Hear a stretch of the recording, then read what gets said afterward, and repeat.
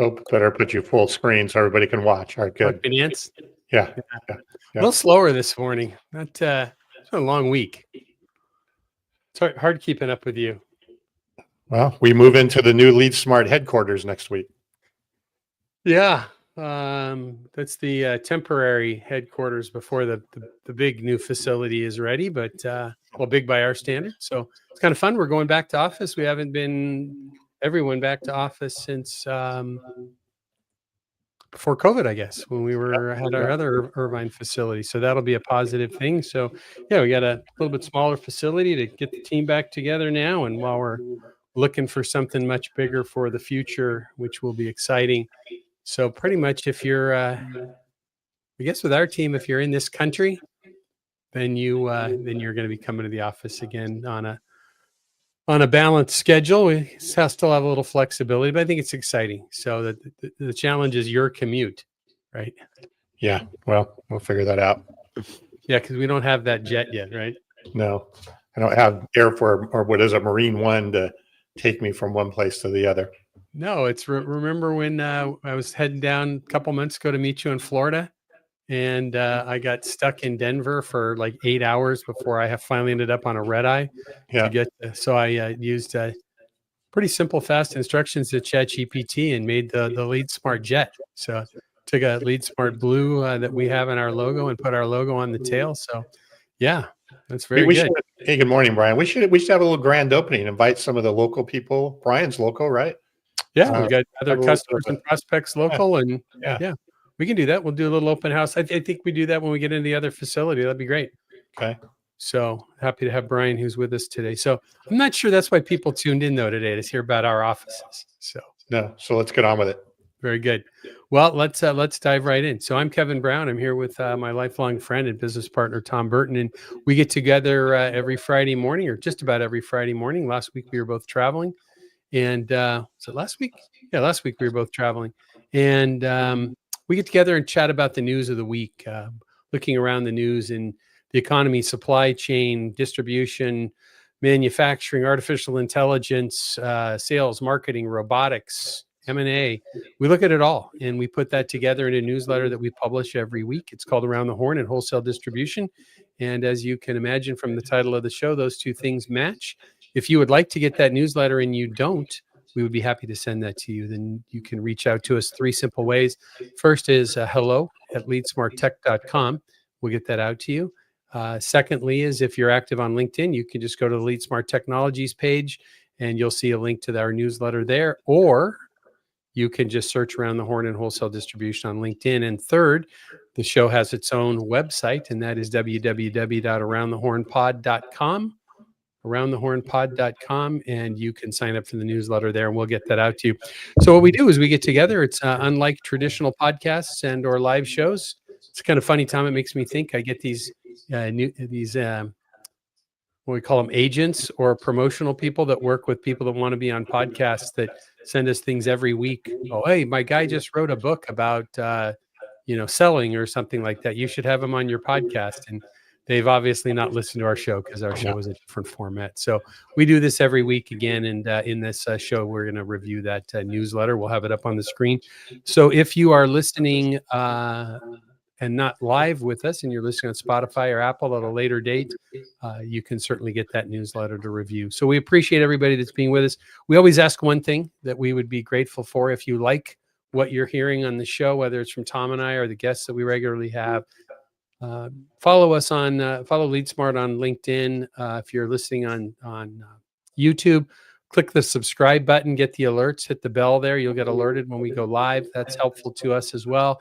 If you're on Apple or Spotify or any of the other podcasts, please leave us a review and subscribe, and that helps us get this out. We have typically 5 to 7 countries with people logging in and downloading the podcast and or coming with us live, and hundreds of people that join us either on the live broadcast or the recorded show. So we appreciate that. Lastly, we couldn't do this if we weren't sponsored by the company that Tom and I work for, Lead Smart Technologies. Lead Smart has developed what we call a AI-enabled customer intelligence and smart CRM platform for wholesale distributors and manufacturers. We don't work with anybody outside of distribution and manufacturing. understand your business, my 35 years in sell distribution, has a similar career in technology. We brought them together to develop this software platform that collects silo data from across your business and brings that into a single platform. You can use AI and certain flows and tools to get deeper insights into your customers, your teams, grow your business, gain fast product as well as investment.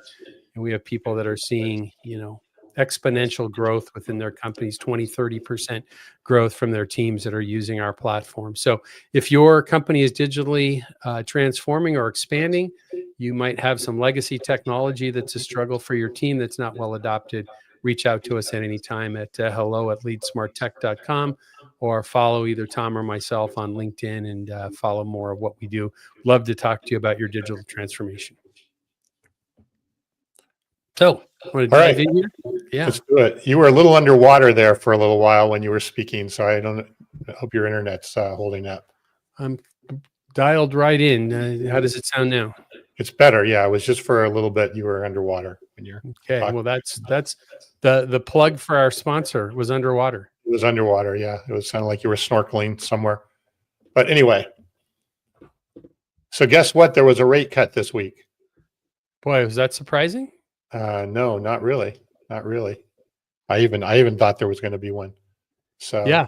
Well, I was thinking it might be a half a point as opposed to a quarter point, but I thought it was interesting with that. The only dissenting vote on the cut was from the person that said it should be a half a point. yeah, and he thought, right, and he was the new governor that was recently came in Yep. to the equation. So looks like, and pretty much what we've been saying or been talking about, I guess, over the last month or so is quarter point, then another 2 more quarter point cuts this year. And then I think they're saying one in 2026 and one in 2027. That would bring it down roughly to a 3 to 3.25 range on the total on the rate. Yep. And then that would be kind of the floor at this point.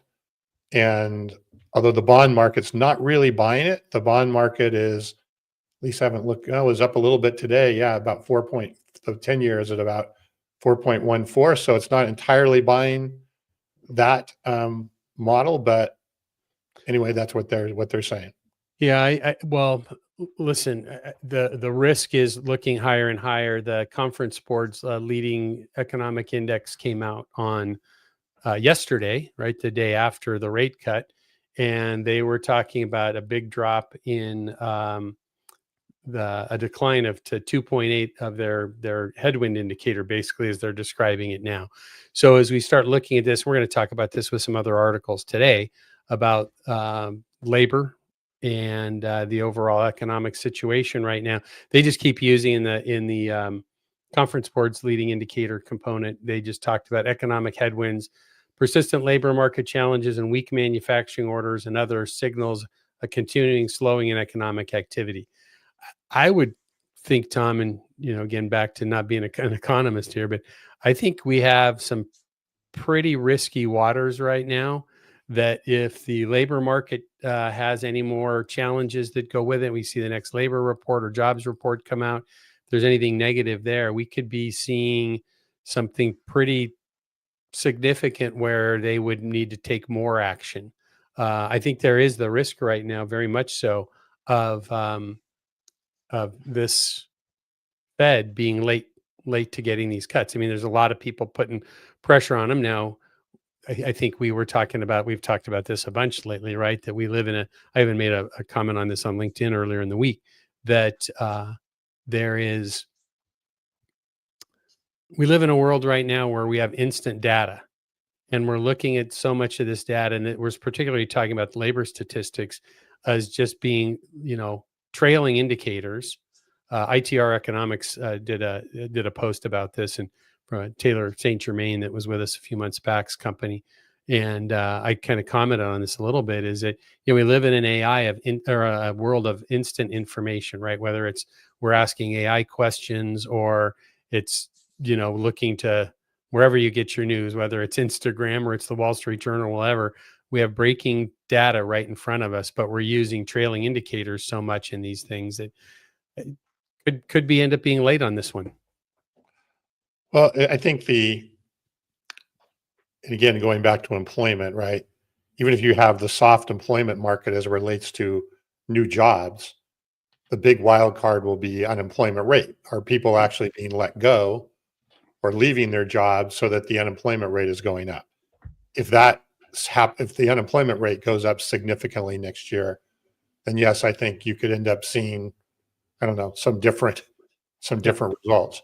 If the job market stays soft like it's been, but the unemployment rate stays more or less stable, I think they'll continue to take the course that they're on.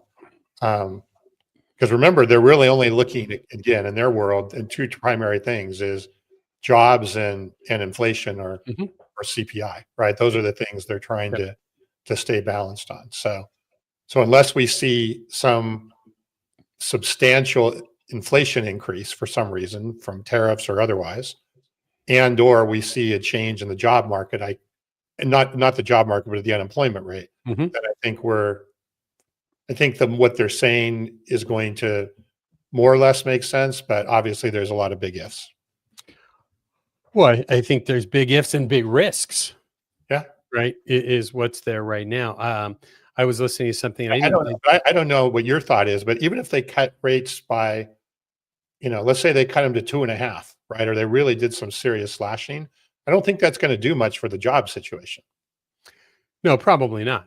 Well, and what's interesting is, and I just read this. I think we've talked about it a couple times here, but I read this probably 2 months ago now. Was one of the challenges I think that's out there is, what was the article term that they use? It was kind of like bandwagon layoffs, right? It was kind of interesting from that standpoint. Was they were just talking about the companies that are, once it becomes clear that I can do some layoffs, or I think the term a lot of people use as right size, that I'm wanting to right size my company, and I can use the economic factors or whatever's going on out there as an excuse, and I won't get too much bad press, or maybe it's a union issue, whatever it might be. There's a scapegoat for it. So the question would be, can you identify, is there really that much of that going on as well with it, and finding a balance? Yeah. So, it's reflect in the unemployment rate. If you have a lot of companies doing layoffs, you're going to see fewer people employed. But So, I guess the question is, created. would that though, if you see a lot of that just says, hey, I want to increase profits, I found a way to have fewer jobs, and I lay off X number of people, and that is now an impact on that report. Is now that report a true reflection of what's really happening in the job market based upon economic conditions versus, I don't want to say greed, but just because somebody decides they want to right size their business? Well, I think there's two parts to that. I think it is a bit accurate, because I don't think that those companies, even if they were to lay off people, are going to be rushing back to hire them. So I think they're going to look at, okay, we've right sized, as you called it, but now how do I optimize using AI or other things so I'm not having to hire those people back in the future, even if economic conditions. Well, I mean, when was the last time you heard about a layoff and then you heard about all those people getting rehired? Right. Right. Just doesn't. I mean, that's, they got rehired in another place or another location, whatever. But yeah, I think I do believe that maybe it's from a PR perspective, right? You're not going to get chastised for making layoffs or right sizing at this moment and around. No one's going to get beat up for doing that. But I just don't know that those jobs will come back. And obviously it depends on what are the jobs that are, being affected through the layoffs and so forth. So there's a lot to unpack on getting to the bottom of that. I guess my thinking though on that is that truly a reflection of what's going on in the economy, since the Fed puts so much energy in focus on the job market, right? So if there is a lot, and even if it's, I guess if it wasn't, somebody saying, hey, we're going to replace these jobs with AI, yeah, that's a true indicator and a true reflection, right? But if That's it's not a just, reflection of the economy, right? The economy could be going great, and I still want to replace those jobs with. yeah, but somebody's using it as an excuse, and I don't. I guess I look at it from the standpoint is if hey, at LeadSmart, if we decided to cut 10% of our workforce because we found a way to be more efficient and we've done other things or whatever, that is not an economic indicator. That is a Agreed. business decision, right? It's not. It's not. It's somebody saying, "Hey, Sure. you know what? If I've lost, some major contracts and this, that, and the other half things are happening, yeah, whole different story." But that's where I think, and it's probably not enough of it to impact the overall piece. It just makes me, go back and I'm, you know, Danny Downer here about the data that's being used for all these decisions in general. And as I've been saying for a few years now, is I think we're in a place where we need to, not whole scale change them, but maybe modify or refine or look at different things because, I just look at, as I said, I'm sure Jerome Powell is a very nice man, probably great to sit down and have a beer with, but he just is like so drab and boring. And it's like, I feel like I'm listening to economics, well, back in the 80s when I took economics classes in college, right? It's like, that's the feel that I get from listening to him and the Fed and the same indicators going with it. So I do think we sit to see a risk. And I would throw this out, and I heard this yesterday and I didn't have time to back it up and listen further on, it was on CNBC, and there was an analyst or, could have been USB's senior economist or whoever it was, but they were talking about getting to that 3% target by the end of next year, not into 2027. Yeah. And I think that would be a very, very reasonable thing to see if things accelerate at all in CPI or inflation or the job market. I just, there seems to be, and I guess, let me add one last thing to this, Tom. We can move on. Is the component of this that says tariffs, which has, they've been the blame of so much uncertainty and so forth. We're going to discuss an article a little bit later in today's show that, right, tariff uncertainty is the new norm, right? Sure. And people are figuring out how to adjust to that and Yeah. figure their business out and how to run with that right now. So I think we're, even if there's some modifications to tariffs or, we have to move over to the rule 301 or whatever it is. And, starting, as you've said, start from scratch, I say modify, even if that's going on, it's still some uncertainty, but tariffs, I think should be pretty clear. And my belief is that it should be pretty clear to people that we are going to have tariffs. Yeah. And I do think that tariffs have been starting to, if not built into the DNA of a lot of companies' decisions and thought process and strategy and so forth. I think that's well said, Tom. And I think we're just at this place now where it's probably becoming, at least for the Fed, it's probably becoming or getting close to being unreasonable to talk about uncertainty related to tariffs, right? Because business is charging ahead. The stock market is charging ahead. That is the normal, right? So Homes are being built, Right. plumbing pipes are going into the ground, right? It hasn't, where, I don't even know where are we at? Where, well, it's May, June, July, August, September, 5 months since Liberation Day, right? And the discussion of the tariff started a few months before that. So anyways, it's interesting. I think we can kind of jump ahead, but I do want to say one last thing though, related to the job situation, right? So, and I agree with you. I think this is what you're saying. The layoffs or the job reduction that we potentially will see over the next 12 months will not predominantly be driven off of bad economy, right? If you look in the past, most layoffs happen because economic conditions, people feel it's high risk to keep the people on, they have to reduce to get in that situation. I think you're going to see more job reduction, not because of bad economy, but because of opportunity for efficiency or at least perceived belief that there's an opportunity for efficiency through AI and other technologies in the business, not just AI, but AI things that are there. So you're going to see a reduction, but I agree with you. It doesn't mean that the economy is bad. In fact, the economy may be picking up because of the efficiencies that are coming out of that. So yes, I agree that in this scenario, the traditional reason for layoffs may not be the traditional way that it's actually occurring. Well, so I think we're in alignment. I think you recapped that fairly well. I think the key takeaway for me on this is the focus of it is, how would I put this? If that does in fact happen, what you just described, and there are maybe some less than accurate data in the jobs number that's not tied to really what's happening in the economy, it's tied to what's happening in a business, then we're probably using a false number. And that puts us at risk for keeping rates too high, too long, where it could be too little, too late. Right. But I think the idea then, I'm saying, okay, we're going to cut rates and that's going to create new jobs. I'm not sure that's a good correlation anymore, because you're not, even if you're spurring economic activity, you may not be getting those things that are there. So, man, new can of worms with that. I like that. This is great. So I agree with you that you might find the efficiencies in not beginning the new jobs. But if we can, one, get interest rates down, and two, get, the big beautiful bill helps with taxes and so forth, right?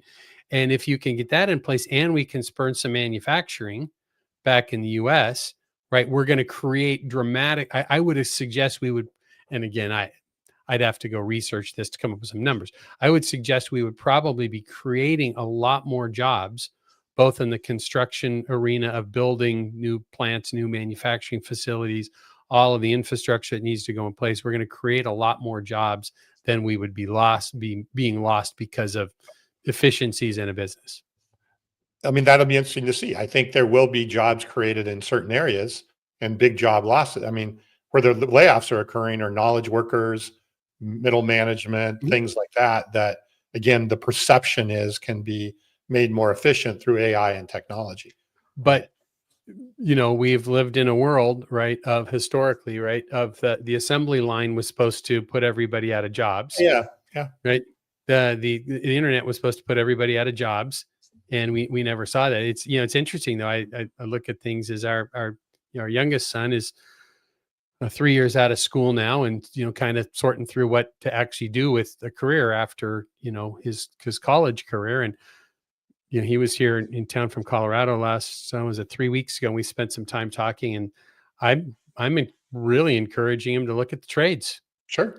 Look at the trades. You can, the financial spot he would like to be in his life, and how he would like to live his life for his wife and his new daughter.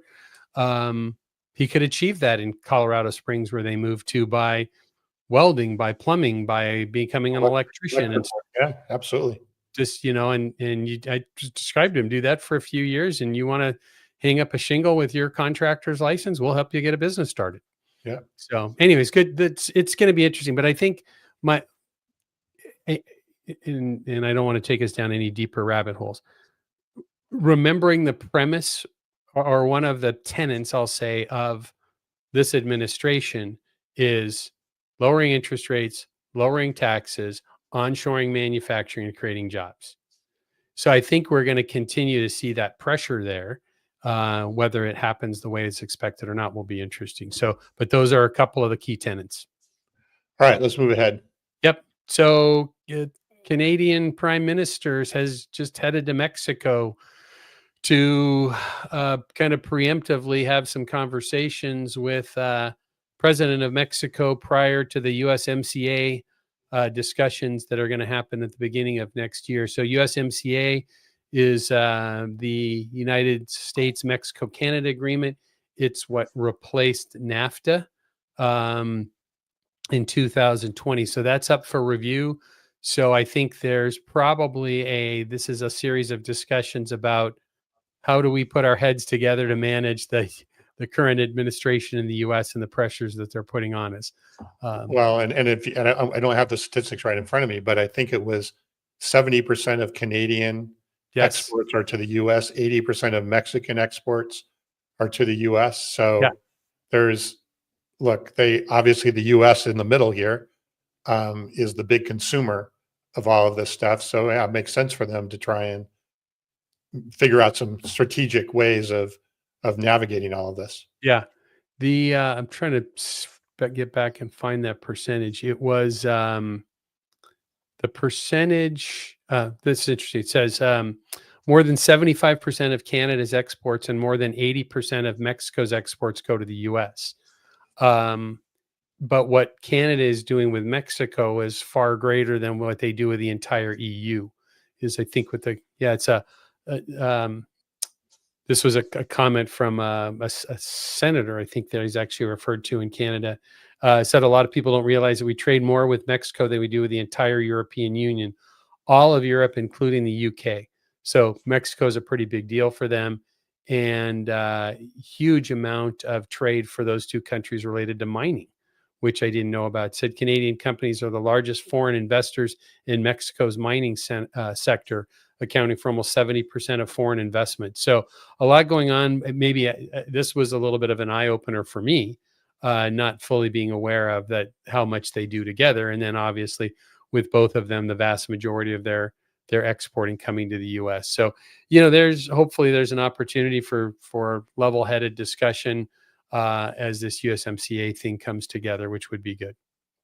Well, I would assume that the tariff negotiations or trade negotiations, let's call it, that are happening independently with each one have to be factored into the bigger picture here of the USMCA agreement as well. I don't think those are completely autonomous in terms of how they would fit together. Well, yes, I think, I'm sure the way the optics of this is that they're getting together to talk about their trade, but at the same time, there's an elephant in that room, right? And if you combine all of that at 70, I think it would average out to 75%, and you don't replace 75% of your exports, right? In one fell swoop with that. So it's pretty important this stuff comes together. We're on a little different pages, as we talked about with a spirited discussion a few weeks ago about where all the tariff stuff lands.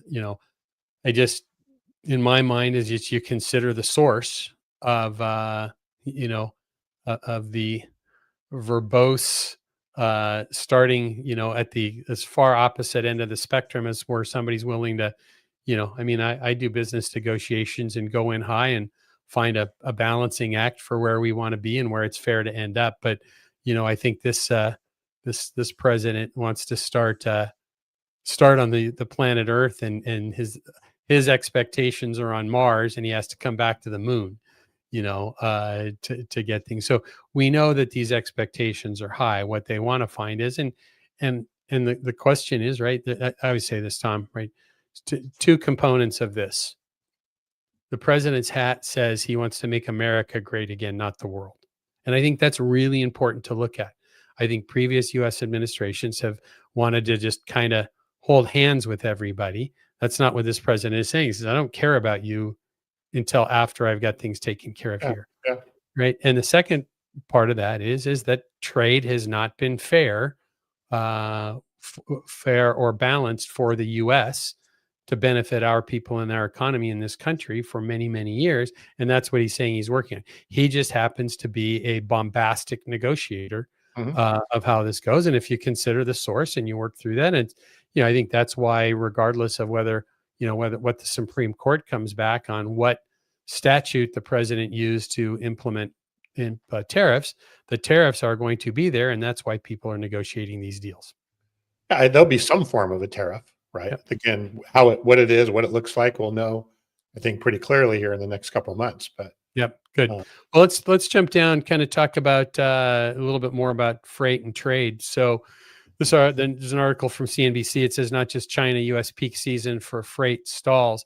They said that I think it was August that the freight rates had amount of freight coming had stalled dramatically. And what normally for holiday shipments and stuff would continue in October has already stalled. The other component is the front loading. I mean, isn't that just simply because of the front loading? Well, it doesn't. The article talks about there's a component of things here that, and I had forgot about this until this article talks about it as well, is that there's not just going to be tariffs on the goods that are coming on those ships, but the ships that were made in China and are coming from China are going to have these hugely higher port taxes as well that have been added in. Remember, we talked about that when this first got started.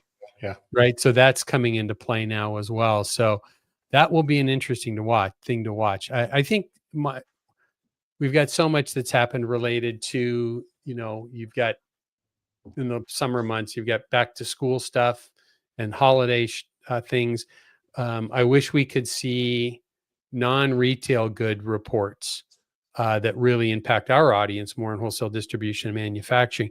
I wish we could see breakouts of shipments on those things as well, but we don't. I've not been able to find anybody that tracks that data. Okay. So, want to jump down to this article from Procurement Mag about Global Volatility Index. Sure. What are your thoughts on that? Well, what does it tell us? Well, I just looked at this, and they talked about this being a collaborative effort between this group, Global Supply Chain, GEP is the company, and S&P Global. So first time I've seen stuff from them. We're going to start sharing more from them. So they look at, basically, they draw from an S&P Global is who does the PMI survey.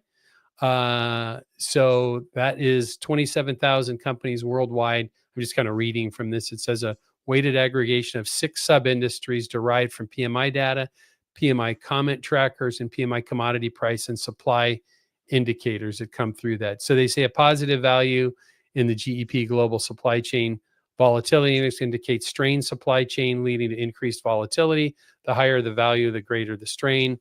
Conversely, a negative value is underutilized supply chain capacity. So a value of 0 indicates that supply chain capacity is being stretched, and the volatility could be coming in that setting. So this article talks to us about, where am I at here?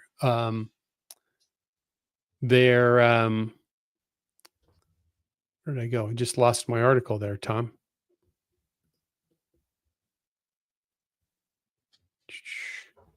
Do you have that article handy? I don't have it handy, no, but anyways, let me just find it again then real quick. I think I deleted it accidentally. So let me bring it up, and why don't you tune in on any thoughts that you had? Did you write any notes down on that one? well, I mean, it kind of relates back to what we were just talking about on the shipments and the imports, right? So it's saying that there is spare capacity because the global supply chain activity has cooled down or reduced.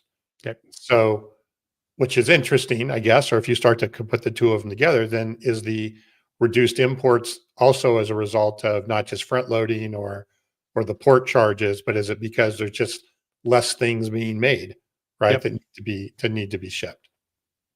Yeah. So they talked about this. I found some notes on this. Talked about the volatility that goes into this too. Talks about geopolitics, inflation, interest rates, copper prices, and the swings in commodity prices as well. So, what was the number on that? See, the U.S. labor market shows signs of cooling with 22,000 jobs and so forth. So, anyways, this is one we're going to start sharing a little bit more about and doing a little bit deeper dive with this. I like the data that comes from this group. It's Procurement Magazine and So this is supposed to be measuring volatility, it sounds Correct. like, which Yep. is much like, you have the volatility measurement in the stock market, how much stuff is moving relative to where Exactly it right. was previously. So this is looking at the movement of everything versus just the actual results of those things. How much change is there, right? What's the change and the pace of change between them? It's that is yes. And I was just looking back to notes here with that, and it's putting all of that together. So the number ended up being for August was 0.39. Okay. So we've got a negative number there, and you can see the supply chain slowing, but it's talking about being near full capacity but slowing. So I do agree. That's a good index one to keep an eye on, the volatility, because that does start to show the pace of which change is being right. made versus Yep. the things that are there. So Good. We'll continue to include that. Right. I signed up for their newsletter. So kind of next article for us is from TED Magazine, the Electrical Distributor Magazine. Our friend Scott Costa there that need to get Scott scheduled for later this year to come back on the show with us. But Border States, the large electrical and industrial distributor, great company. They publish their supply chain update monthly. So I assume Border States, as a large distributor, has an economic partner that they, or economist that they work with on this. But it's a really good index. You want to bring that up real quick, Tom? Do you have that handy to bring up?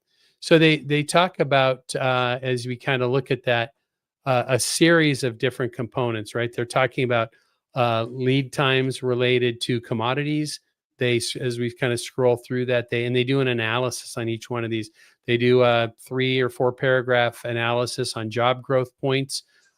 Great. I mean, I would almost say if I had one thing to read every month that I could only read about distribution and what's going on in the economy related to it, I think they do a really nice job of this. So because they give all the data in this case, right? They're giving big picture data on the PPI, but then they talk about CPI and PPI, but why it matters. And nice recap with these. Yeah, we should dump this into AI and have it kind of tell us, hey, what are some insights and stories behind the stories based on the data that you're seeing here? I think that's great, but we also saw some horrible hallucinations in Sure. the AI tool that Yeah. we use for Yeah. summarizing our notes for the show this morning. So we would want to, it's interesting with some things, and we need to probably talk about this when we're together next week doing some 2026 planning. We use multiple different technology tools in the organization, and I think I mentioned this to you the other day about something you had done used a helper agent, as we call them, in ChatGPT for something that was a significant decision in how we're running the business at LeadSmart. And I think we're going to be at this place very soon where we're going to need to have multiple agents. Alexa, Bob's here. He's saying, Yeah, well, we purposely waited to talk about anything right. related to AI until We're Bob. just getting started before our regular guest here, Bob, gets here. So yeah, the AI stuff is all just getting started, Bob. So, but I am wearing an Aloha shirt for you today, since Bob always starts off with Aloha, and I'll be back in Hawaii in November, Bob. So I'll check in with you from Hawaii back to Dallas. But Bob used to live in Hawaii. But I think with this, Tom, is, we're probably going to be at a spot very soon where we're going to need agents to check the other agents work on these things when we start talking about major decisions with things. Because if you're, I think it ties to the idea that we've been talking about a lot lately about having an industry related foundational model, and by industry. So from that standpoint, because if you just start throwing things like this out there, I would be interested. We should in your copious time over the weekend, why don't you plug this in? I will. And again, I'm not. This wasn't be a dissertation on the effectiveness of AI. Are you saying I just ranted about something? I think you went down a right turn somewhere. Isn't that a shock? So, but anyway, let's go back to the article. The article at hand. Okay. Yeah. You could. So this is again from Border States. They publish this regularly about. They talk about container volumes and shipments and so forth, as we've been doing. This was interesting. It says average container rates continue to soften in August, down 50% over the past year, as capacity and softer demand counterbalance the effects of geopolitical disruptions. So much of what we just talked about. What they did talk about in this, I thought was really interesting to see, and we haven't talked about this at all because there hasn't been anything in the news about Houthi rebels or whatever, but the risks of shipping through the Red Sea and around needing to reroute around the Cape of Good Hope is adding 2 weeks to global sailings as it ties it. So that is still very much a major factor. The other thing we're going to see, and I don't think we'll talk about it today, but before you go on from that, Tom, is we have an article in today's newsletter about a lot of work that's being done on the Panama Canal. Because last year, because of a lack of rain, the lake that the Panama Canal empties into before it moves on from there, and the water has been so low, hence the water in the Panama Canal was so low, and there was a fewer amount of ships that could get through, and it was going slower. So it'll be interesting to watch that. So anyways, let's not belabor this particular article, but they talk about trucking. They go on and talk about minerals. They just scroll through and talk about labor fully. They're talking about, and if you stop here real quick, Tom, Let's scroll just up, just a touch. And for those of you that are listening on the podcast, the recorded podcast later in the day, we're looking at the newsletter that we publish every week. It's called Around the Horn and Wholesale Distribution. Happy to get that out to you if you send us an email at hello@leadsmarttech.com. In this particular article, again, from Border States and their update on supply chain, critical minerals and tariff policies, it talks a little bit, Tom, about what we were talking about last week, right? About President, or the week before, has several legal authorities to impose tariffs. So if that initial one gets struck down, we're going to, do you remember, Tom, when did the Supreme Court say it would hear it? Was it end of October? November 4th, it starts. November 4th. Okay. So we'll know, right? They said by the end of the year, very early in the next year. But I thought it was interesting too, is if you scroll down just a touch, is it 301 is the next one down? Yeah. So that was the U.S. Trade Representative investigate unfair foreign trade practices. They've already mentioned the administration has about using that trade representative to start investigations on a number of countries already. So they're already backstopping this. Sure. So I'm digressing off of that particular article, but we're going to continue to discuss this. I think we could do a show off of Border States update. Oh, I think that's great. In fact, does it come out every month or? It does. And we've put it in the show before, but we've not talked about it like this as well. So I'm going to run it through some AI. See what happens, because because it is such a good cross section of things. It would be interesting. It is. One of the the recap that it does is nice too. So let's move into our manufacturing and distribution segment. I was intent on not spending 43 minutes today in our economy and supply chain, but we did anyway. So how long were you planning on spending? I was thinking 20 to 30. Okay.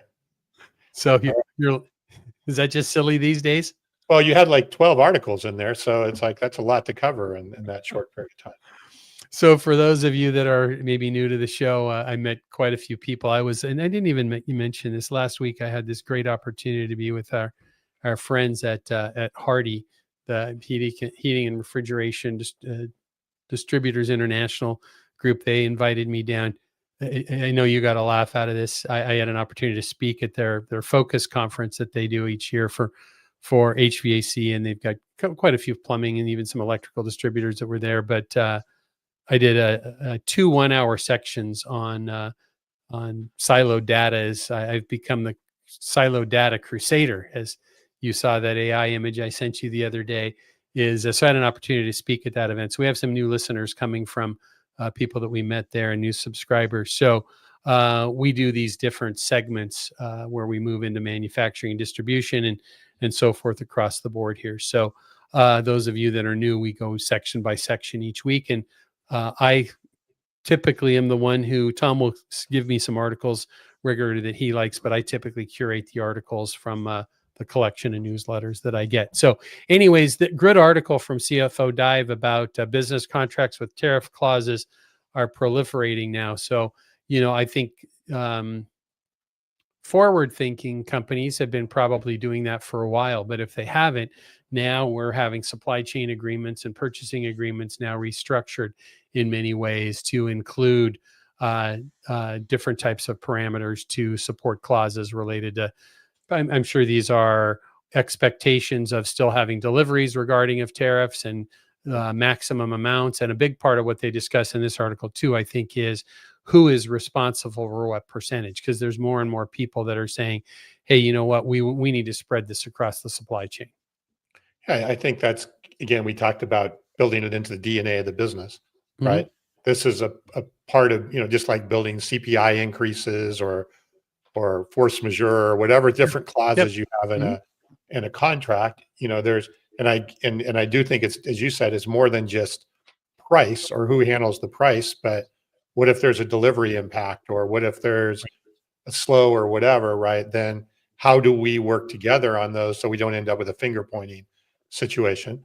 I think also that helps both sides of the equation, whether it's a manufacturer and a distributor, use this as saying, hey, we're entering into agreements like this. Let's use this to drive how we then operate and be more proactive on how we set things up from the business side of things. So yeah, like I agree with you, is that the uncertainty right? Is to hedge against uncertainty is what it says here. Are Yep. using tariff specific. Well, uncertainty is just part of the equation. So let's figure out how to incorporate that into what we're doing, knowing we're going to have uncertainty, and how do we continue to operate with that uncertainty. So that, Tom, well said with that. And that really ties into what we were talking about earlier is that, I think, especially as we talk about interest rates and the Fed and so forth, I think that the idea of uncertainty with tariffs, certainly there's some uncertainty still there, but people are getting it figured out, right? And it's becoming part of the day to day. My guess is there's people that are either have hired new people to support this and expanded their supply chain team, and are, I'm sure, using more and more and more within using AI tools and so forth to help them with procurement planning and so forth. But it does tie well into the fact that people are finding, I don't want to say the workarounds, but they're finding the ways to live with it and work with it. It does tie in kind of to the next article from Modern Distribution Management, our friends there at NAW and MDM. There's an article here about tied to tariffs, and it's titled "Electrical Product Suppliers Propose Incentive Program to Offset Tariffs." And this is what they're basically looking at. This particular discussion is from NEMA, which is National Electrical Manufacturers Association. Again, represents 300 electrical equipment manufacturers, and they've released a proposal that characterized a way to accelerate the Trump administration's energy and domestic manufacturing priorities. So they're coming out and saying, "Hey, you know what? These tariffs are greatly in threat of, or existing tariffs are greatly impacting our members. And we think there's some things that can accelerate." They call it a three-pronged approach with incentives of capital investment in U.S. manufacturing. They're describing it, and they're looking for a tariff offset equal to any capital investments made to build or expand a domestic manufacturing facility. I thought that one was interesting, right? It's like, okay, we'll do it, but offset, don't just give us the tax break from the big, beautiful bill, but give us an offset in tariffs. It seems smart, right? It does. And I haven't seen what the feedback was from the Trump administration. I don't know that they've given it yet. Right. But I think it would align with the environment that is trying to be created. Right. So why not reward, right? You get what you reward. Mm-hmm. So if you reward, hey, investment in the US, grid infrastructure, domestic manufacturing, that three-pronged approach there, mm-hmm. and you help companies offset some of the, right? To me, it seems like a bit of a win-win. Yeah. So it'll be interesting to see, A, what is the response to this? And then B, if the response is positive, does this proliferate on a broader scope? Mm-hmm. Yep. So there's three components of it. I'll hit these quick and then read a quote out of this I thought was beneficial or well said. So capital investment in U.S. manufacturing with a tariff offset, grid infrastructure, another tariff offset for goods or raw material used to build or operate power infrastructure essential to global competitiveness. So basically saying, hey, the things that I need to bring in, i.e. a switch box, a plumbing fixture, a gauge or a valve or whatever, help us with offsets of our tariffs on those items that going into the grid infrastructure, because obviously with the power needs and power consumption that's increasing dramatically in this country, the grid needs to improve. And then domestic manufacturing, they talked about a tariff offset for manufactured goods that meet federal domestic content requirement. So basically what they're saying is, we want to do all of the stuff you want to do, and as manufacturers, we want to support it and get behind it, but we need your help. So it said from a quote from Deborah Phillips, the CEO of NEMA, said, "The Trump administration is right to prioritize domestic manufacturers' roles in meeting our growing energy, industrial protection, and data center demands. It takes time for supply chains to move to the U.S., and our tariff framework assures that national manufacturing, energy grid, and AI objectives are pursued at a pace to strengthen domestic production, deliver reliable energy, and build essential power infrastructure here at home." I think what they're basically saying here is, we're behind you. We're going to do everything we can. We need a little more help on the tariff side. Yep. It's good. All right. Let's, anything else from this section, or do you want to jump ahead into, let's see. Yep. Come on. There we go. All right. E-commerce and marketing. We talk here. Marketingprofs.com magazine or online magazine says where AI gets its facts. I'm going to let you run with this one and all. So Bob, you should appreciate this one. Yeah. So they did research, right, to determine where was the primary sources of information for the predominant consumer-based LLMs, which are Google, Gemini, OpenAI, ChatGPT. Claude is moving more towards a business Mm-hmm. objective. So these are more of the consumer LLMs. And so there was two questions, right? One is, how are these models being trained? In other words, what data is being used to train these models? And then also when you need to, do search, or like Perplexity when it searches or whatever, Right. where it's getting its data from. So and I know if you're not watching, you can't see this, but there's a graphic here on the screen. 40.1% of the training data is coming from Reddit, 26% from Wikipedia, 23% from YouTube, 23% from Google, 21% from Yelp, 20% from Facebook, 18% from Amazon, and it keeps dropping down from there. Now, yeah, Reddit, I know, it's pretty pathetic. I did some research on this, like why would they put so much weighting on Reddit? And what I found is because Reddit is these conversational, Mm-hmm. threads, and there's a lot of back and forth and a lot of opposing opinions and so forth, that they believe that the data is less biased and more accurate coming from a Reddit where there's all these different viewpoints and conversations coming together to provide that information that's there. I don't know enough to go, do I believe that? But and Reddit is making a lot of money, by the way, off of this. Yeah. Well, they've licensed their data, correct? Yep. Yep. So, but it does make sense to a degree, because when you're training a model and you're looking at a model, right? Ideally, you want to get viewpoints and data from different sources and try and use that to quote unquote get to the truth that's there. Now, Wikipedia, I certainly wouldn't call that the truth or the source of the truth, but there is a lot of data on there, and I'm sure that they balance on those things that are there. But my guess is if you were going to ask people where data is coming from, the first word out of people's mouth wouldn't have been Reddit.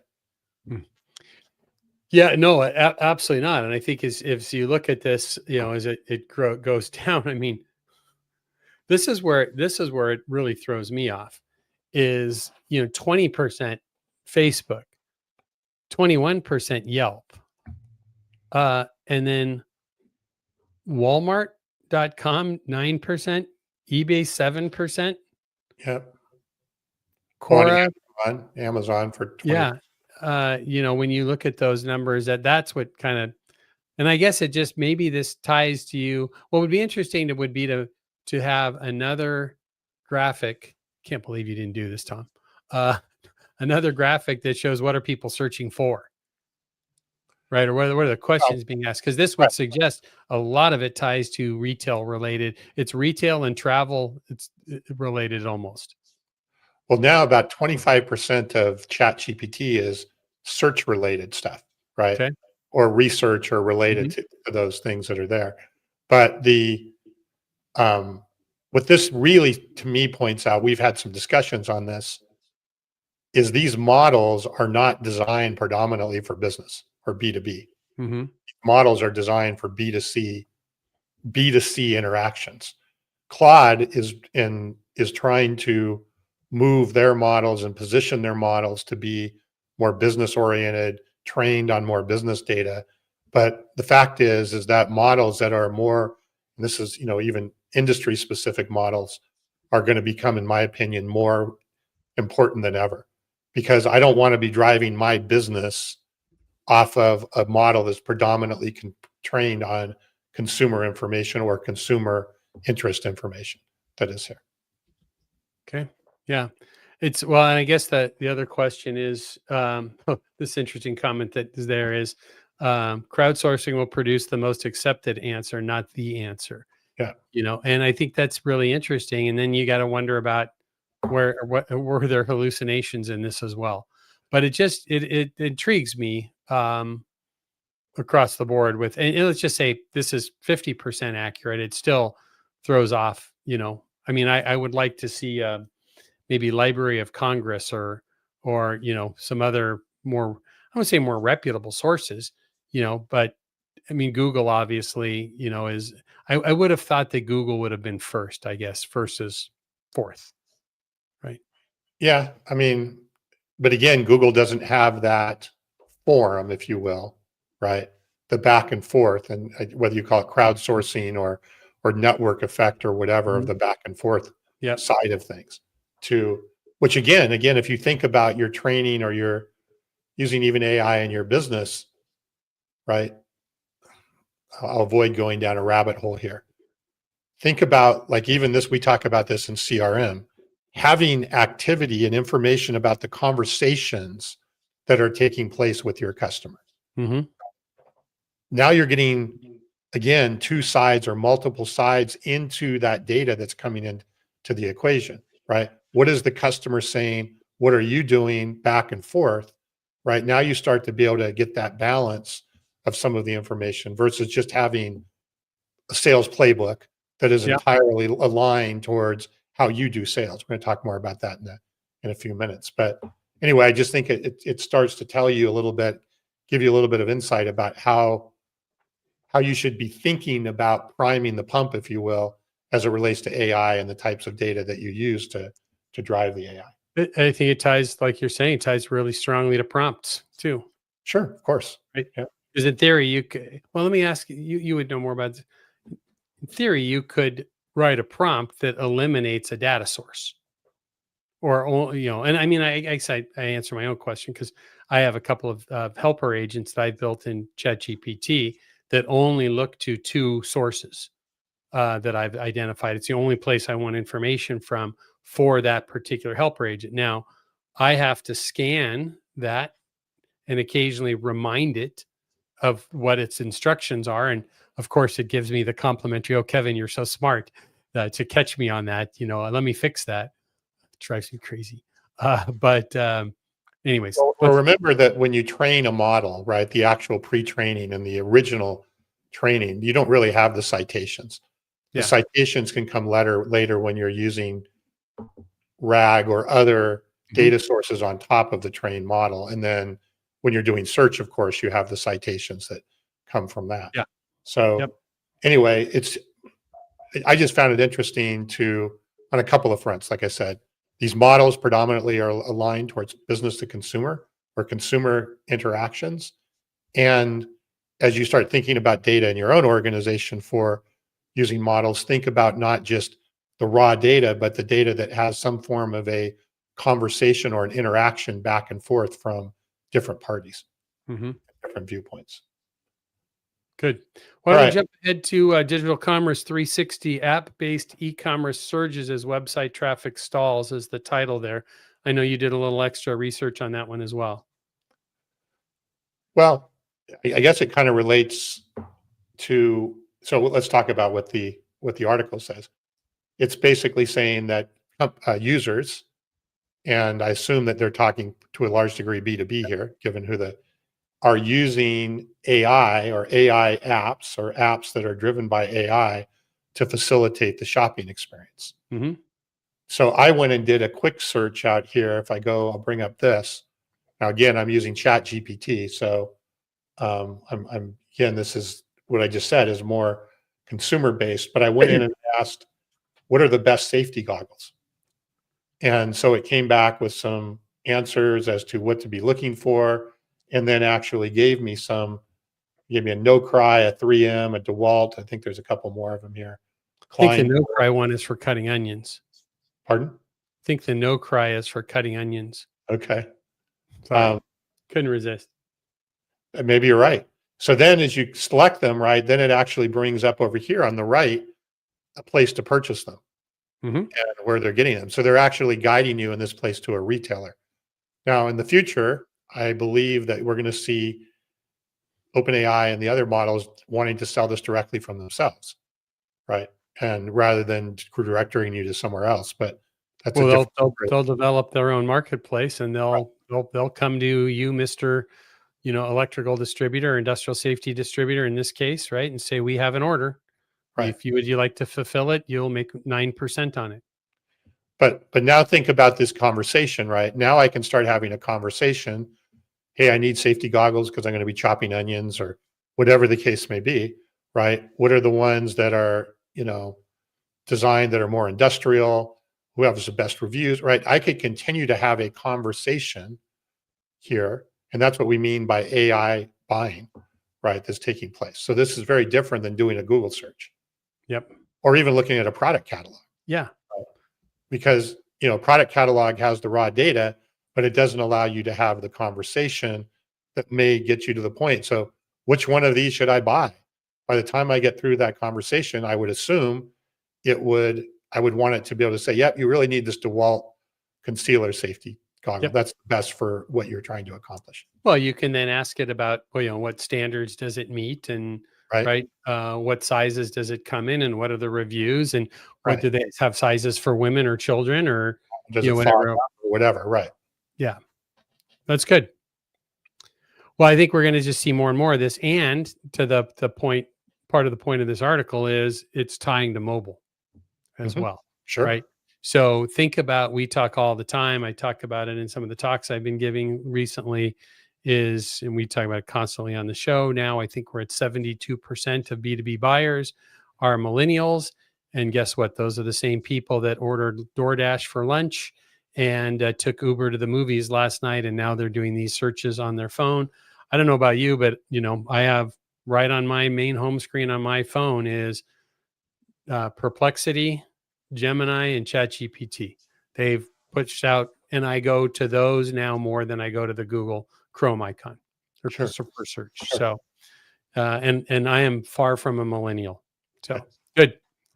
Let's jump into our technology, cybersecurity, and AI segment. Tom, here in the newsletter, either of these two ransomware attacks or insider threats appeal to you at all, or?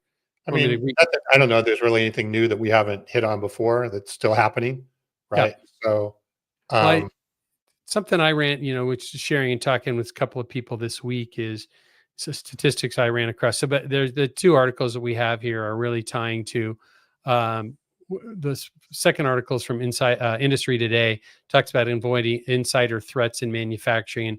And that might sound like, hey, covert espionage of people internally, but it's the threats that come from things that are going on within the business. And they recap a series of those that can open you up for different types of ransomware threats and so forth. But then the other article talks about a tool company. I won't name them just out of courtesy. This is from Industrial Distribution magazine, but they talked about a cyber attack that they had that compromised reportedly Social Security numbers, tax documents, all kinds of stuff that came out of that. And this one, I believe, was a second attack for this company. And the statistics is in the 70s. I can't remember. Let's just assume it's 70% of companies that underwent a cyber attack are likely to undergo another one within the next 3 years, which astounds me that and you're the computer scientist and technology whiz here. But do you have any take on that? I know I'm kind of putting you on the spot. To me, it seems like, and I was just thinking about this, a company that we see in the wholesale distribution and manufacturing space that makes software for distributors had a major attack earlier in the year. We have met people that had 2, almost 3 months where they didn't have access to their data, didn't have any answers from the vendor, and didn't know where their data was. Would they ever see it again? And was it out on the dark web, or what was the case? In my mind, it just seems like if that were to happen to you, wouldn't you have just doubled down so much on security that you would be so much more protected? Or is it the fact that now the attackers previously and potentially other attackers have seen that you're vulnerable and want to come after you again in different ways? I believe it's the latter. And I think it's the vulnerability is not just a technological vulnerability, but how did you handle whatever the ransom process was, or Okay. right? Did you pay? Did you pay quickly? How did you handle it? All of those things, right? I mean, you tend to go back to the same thing, go back to your same Mm-hmm. customers, right? Who are your good customers, quote unquote. Mm-hmm. And so, yeah, I mean, that makes sense to me. I'm sure not everybody, I'm sure some people are not repeat customers, so to speak, but I'm sure there's certain characteristics that these types of, hackers and people look for to say, okay, let's, revisit them in a year. Yeah. They probably use a CRM. Probably. All right, let's roll into our sales and M&A segment. There was a couple here that I thought you were interested in. You want to talk about that? Was it the sales playbook one that you mentioned? Yeah, how AR accelerates, sales. Sales enablement is historically relied on static one-size-fits-all content and tools to support sales teams. However, this approach often leads sellers to manually gather and tailor generic guidance, slowing and weakening their outreach. And so, what the article is talking about is, can you use AI, right, to create more of a dynamic playbook versus a document, but says, okay, now again, you talked about a helper agent, right? A helper agent that can be used by a sales organization to, hey, I have this scenario, I have this customer, I have this situation, I have this negotiation, whatever. What do I do in those situations? Mhm. Versus just having some static documentation. Well, I like. Oh, go ahead. I'm sorry. No, one of the things though that I've been doing a little bit of research in this just because I'm interested in this, is I think the mistake that is being made is, think about it. We just talked about this, right? Your buyer is technologically ahead of where you generally are as the seller, Yes. right? They're using more tools, they're using more technology, they're taking advantage of tools and technology more so than you are as the seller.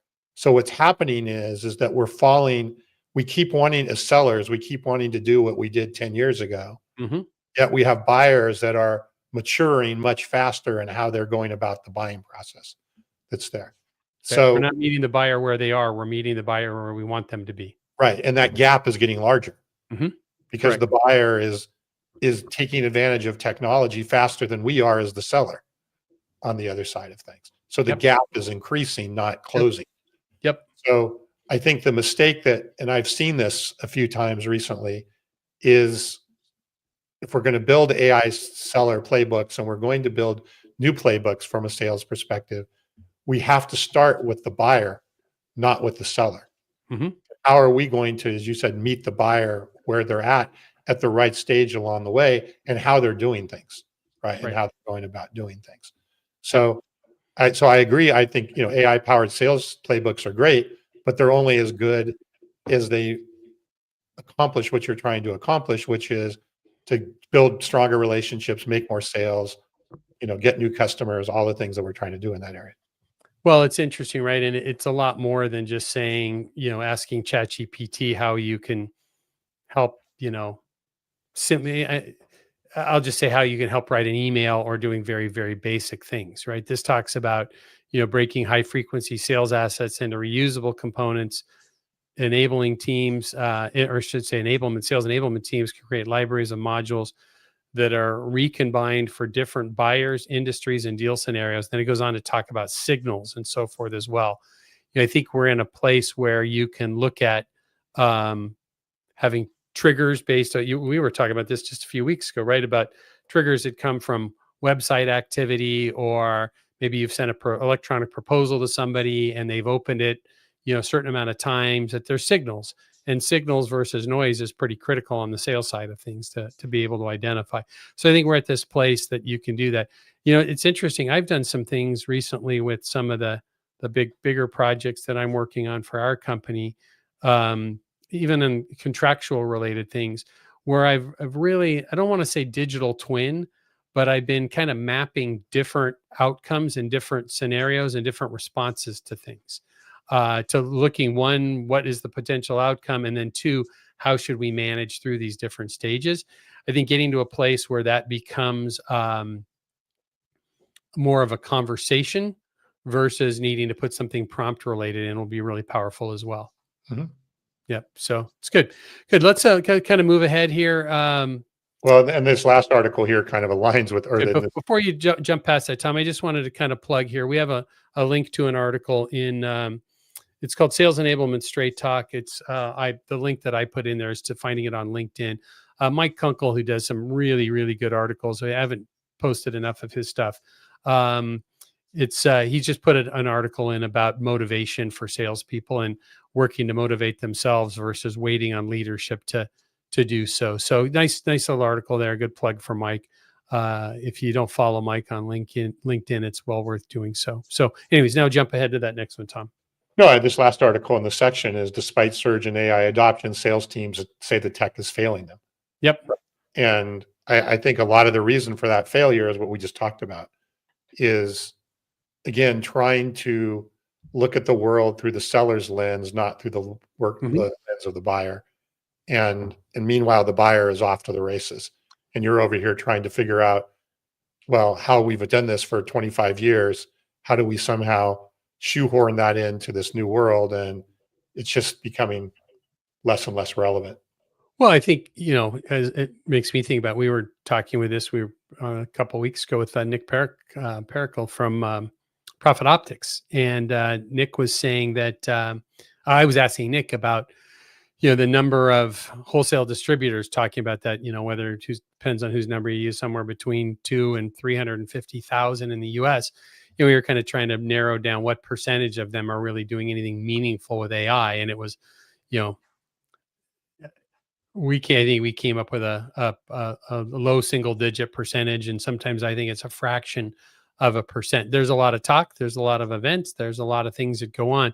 This research said that, although workplace adoption, I'm just going to read a quote here.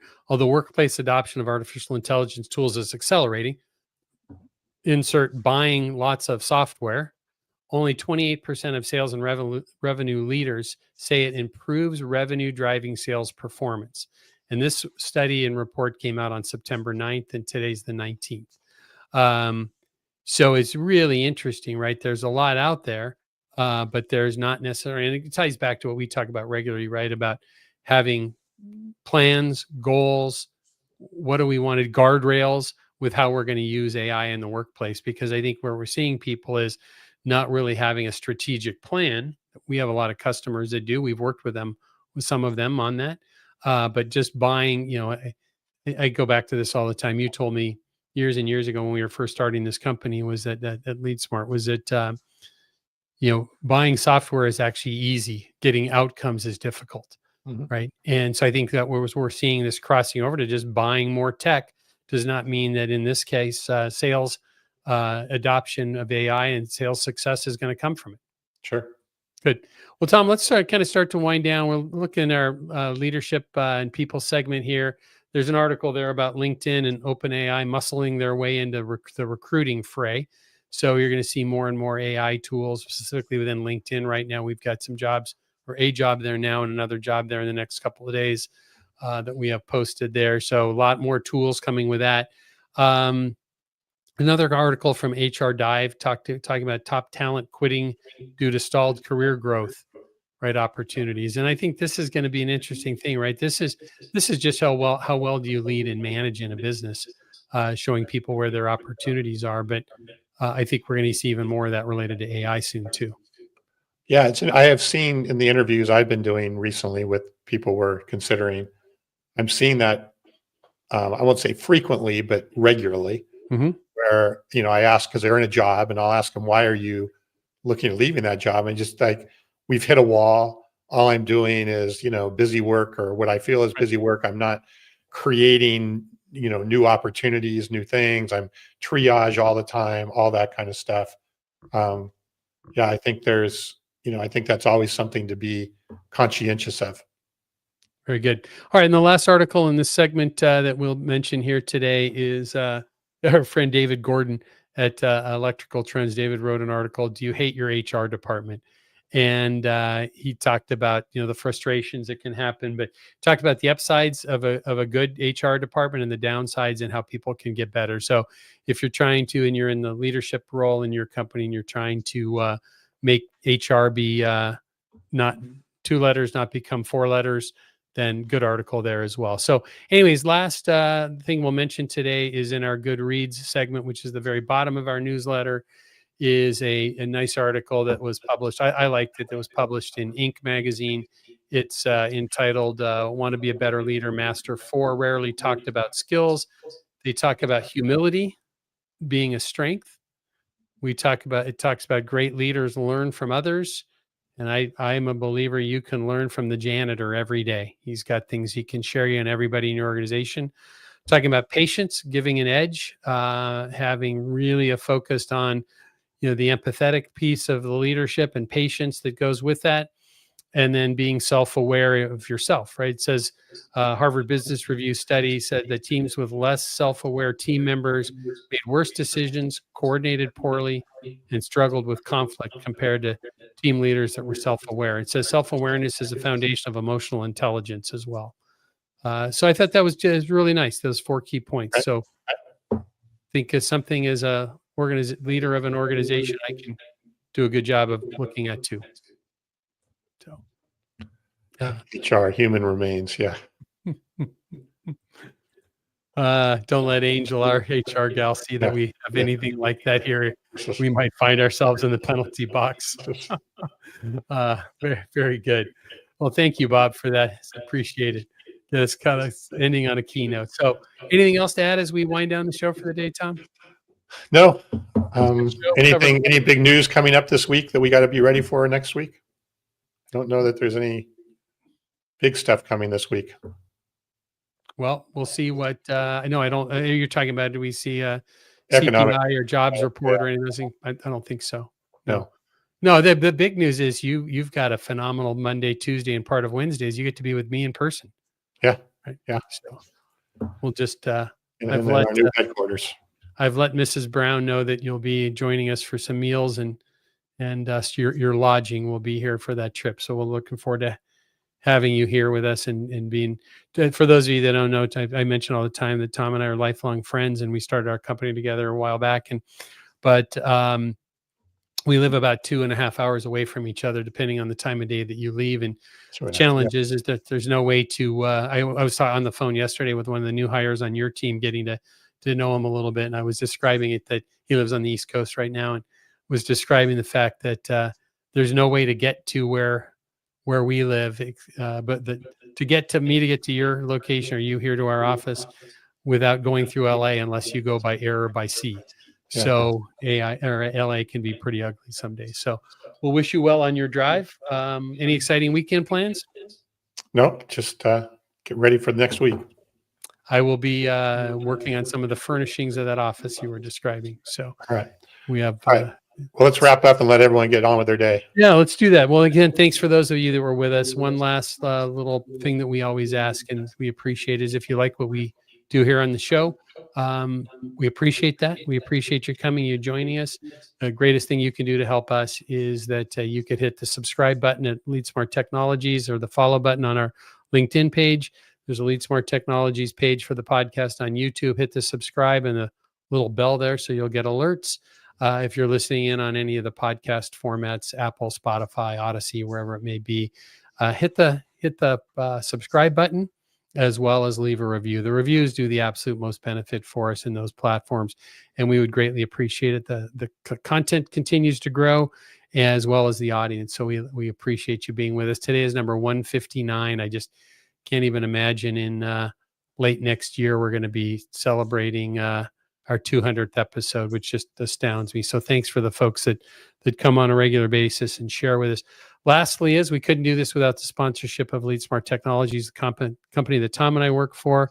And if your company is digitally transforming, trying to grow with both AI and smart, intelligent tools to understand your customers better, your teams better, and your overall business better, we would love to talk to you and engage in that discussion with you.